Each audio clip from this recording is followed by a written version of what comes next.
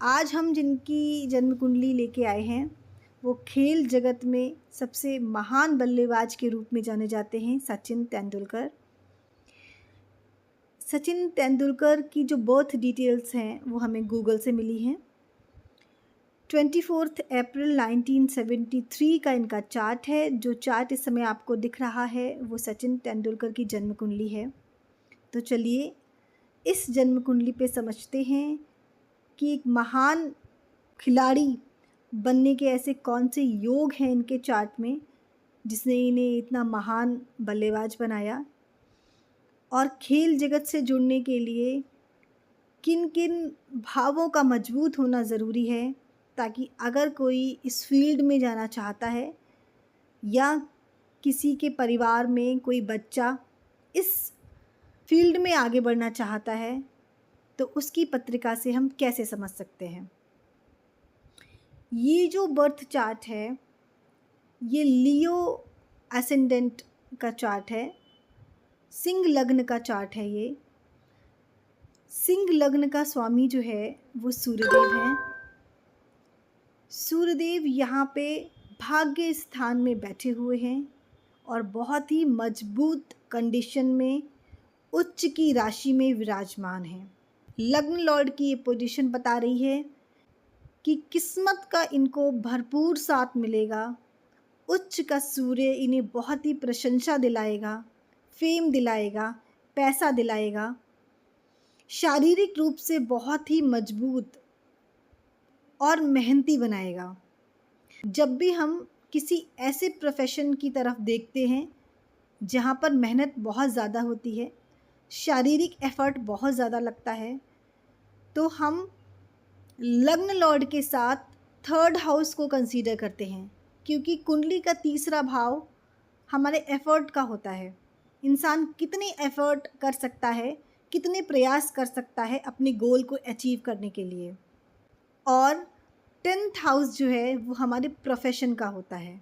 तो लग्न, third and 10th house हम कंसीडर करेंगे इस फील्ड को देखने के लिए। लग्न लॉर्ड यहाँ एग्जॉल्टेड है, बहुत मजबूत कंडीशन में है, बहुत भाग्यशाली रहेंगे ये। थर्ड हाउस का लॉर्ड शुक्रदेव यहाँ पे खुद स्वयं भाग्य स्थान में बैठे हुए हैं सूर्यदेव के साथ, यानी लग्न लॉर्ड के साथ। ऐसा इंसान स्वयं अपनी पर्सनालिटी का निर्माण करता है। तीसरी चीज़ जो 10th हाउस है, 10th हाउस का लॉर्ड यहाँ शुक्रदेव है स्वयं, जो फिर भाग्य स्थान में ही प्लेस्ड हैं और लग्न लॉर्ड के साथ हैं। कर्म क्षेत्र का लग्न से जुड़ना और एफर्ट से जुड़ना ये साफ साफ दर्शा रहा है कि बहुत ही प्रखर और अच्छी पर्सनालिटी जो बहुत ज़्यादा एफर्ट के साथ अपने गोल्स को अचीव करेंगे और एक बड़ा महान कीर्तिमान स्थापित करेंगे। इस कुंडली में 10th हाउस में यहाँ शनि विराजमान है, जो फिर से एक बार बहुत हार्डवर्क को दिखाते हैं। सैटर्न बहुत हार्डवर्क कराता है और धीरे धीरे सफलता की ओर ले जाता है। मंगल यहाँ पे एग्जॉल्टेड है और बहुत ही मजबूत कंडीशन में है।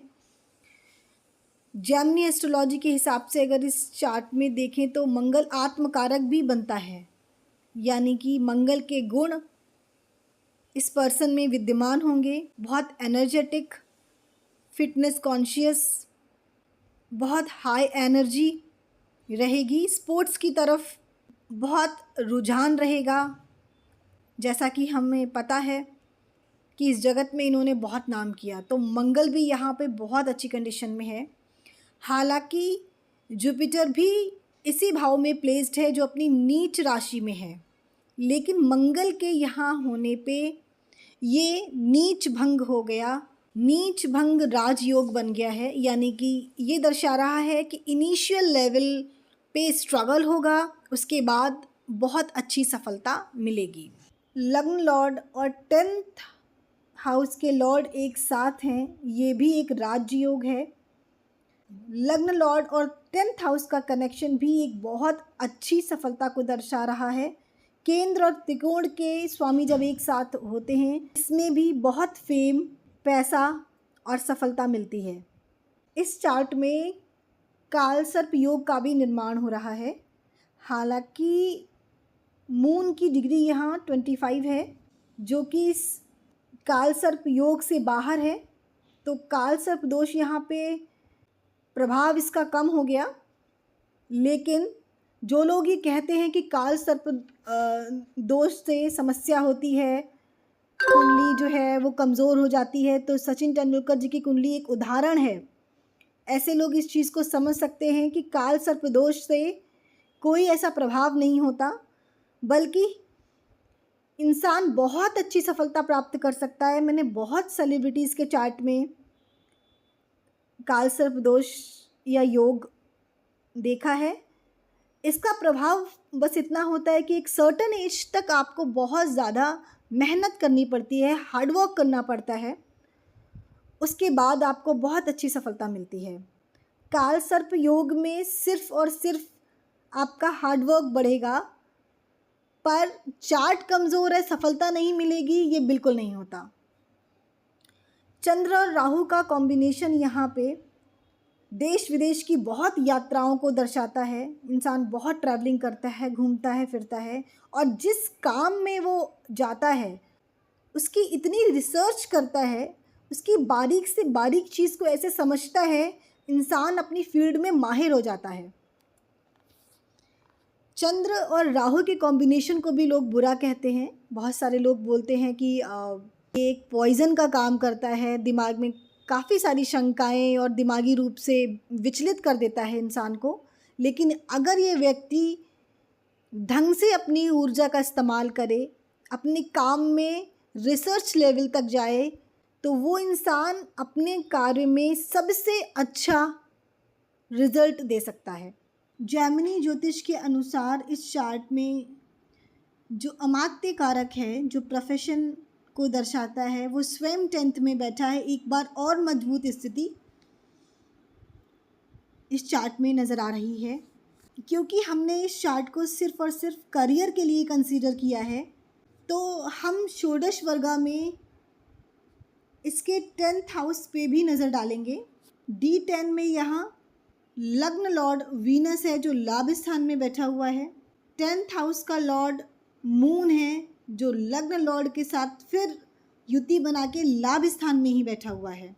लाभ स्थान का स्वामी सूर्य 10th हाउस में बैठा हुआ है, बहुत अच्छी फेम और गेन्स को दिखा रहा है।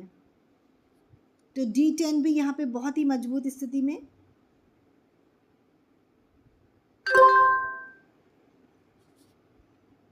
तो इस तरह से हम जन्म कुंडली का एनालिसिस कर सकते हैं।